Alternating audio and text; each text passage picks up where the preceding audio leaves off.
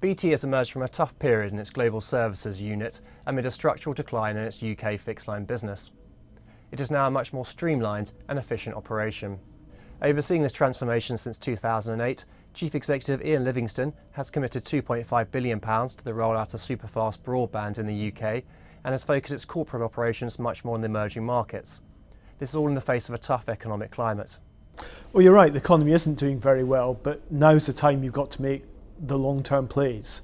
And this is an investment for 20 years. And what's very important is there's an element of article of faith. Do we think that people will want to use more and more bandwidth, there'll be more and more applications, and frankly we'll make money from it, and we do. So how important specifically is the digital infrastructure of the UK? The government is also putting the best part of £1 billion behind linking up the rural parts of the UK as well. I mean, what does that mean for the UK's competition or competitive status and the economy as a whole?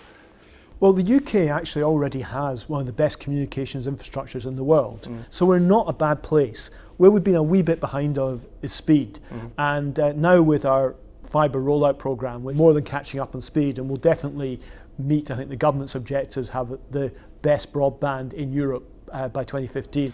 Is the concentration on speed, though, is that actually not the thing we should be focusing on as much as take-up, for example? I think speed is only one part. I think you're absolutely right. Speed is important because of particularly multiple usage, and particularly speed upstream as well as downstream, because more and more people are communicating two-way. But take-up is really important, and we're certainly working with local communities in getting take-up up.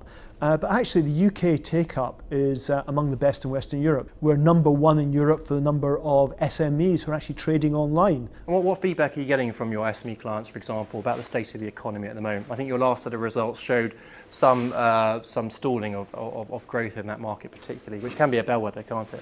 I think it tends to be. I think they tend to be the first affected, almost canary in the coal mine. I think they're obviously finding difficulty in terms of funding, but also in terms of the market for them. It's a tough market, particularly in areas such as retail, and so certainly we are seeing some impact. I think the biggest impact is uncertainty.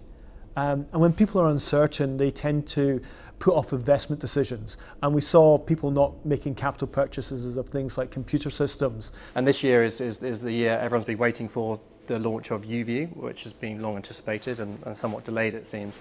Are we going to see UView this year, and how important is that to BT in offering a triple play bundle and in offering a sensible TV option? Well, of course, BT already has a sensible TV option, in fact a very good TV option. UView will add to that, provide greater capability. We expect it around the middle of the calendar year that we're now in, but people have to be a bit careful. You know, there's very few things that come to the market that overnight suddenly change everything.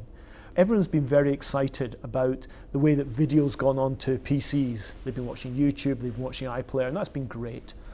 Far more exciting, in my view, is bringing true interactivity to the TV set, which is the most watched screen in the house. And I think as you bring true interactivity, both that means on-demand services, it means the availability of buying things as you do it, to have personalised services, to know what your friends like and what they think of it. I think that will change viewing habits quite considerably.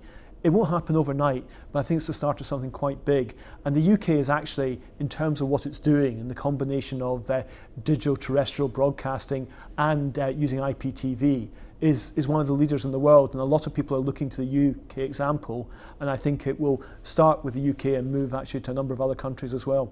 And the other area of investment seems to be in your global services business, which a few years ago was really struggling, and you seem to have turned around that business relatively successfully, and there's a momentum behind it now, up to the point that you are now investing a fair amount of money into Latin America and into Asia as well. Why can you put money into those areas now? Is there growth there particularly? Oh, there is, and it really comes from two directions. We look after many of the biggest global multinationals, whether it's Procter & Gamble, Unilever, Fiat, Philips, Reuters, around the world. And what they're doing is they're expanding into these regions, and we go where our customers are. We've had presences in both these markets for a long time, but also we're seeing the rise of multinationals from these areas. You know, I think this will be the decade of the Asian multinational, and so we're seeing, I was in China a couple of months ago, seeing companies such as Sinopec and China Shipping, and they are very large global companies, and they're using BT in for a lot of their expansion as they go around the world. You worked under some big characters in your history, Sir Stanley Calms and your predecessor, Ben Verwijn. I mean, what have you taken from their management styles into what you have been trying to do in BT since taking over? Stanley in particular was a very, very large character. He was an entrepreneur. You know, he always said he started with one store, and when he retired, there was about 1,200 stores in about 8 countries. And he said when he was a small business, he tried to act like a big business, and when he was a big business, he tried to act like a small business. And I've tried to take that into BT, because that's something about agility, about the pace you move at. BT is a very big business. The more we can act like a small business, at the pace of a small business, the closeness to customer, the attitude to cost and bureaucracy. We've got a long way to go, but we've made a lot of improvement. But that sort of attitude of recognising and saying, how do I make a big business like a small business, is certainly something I've taken from Stanley. Thank you, Mr. Livingston. Thank you. Now, are you ready to play the long short game? And if I'm not, of course. The euro. Difficult to be long. Sterling. Long. Greece. Short. European Commission. Depends which bit. Neely Cruise. Long. Ofcom. Long. UView. Long. Very long. Google TV.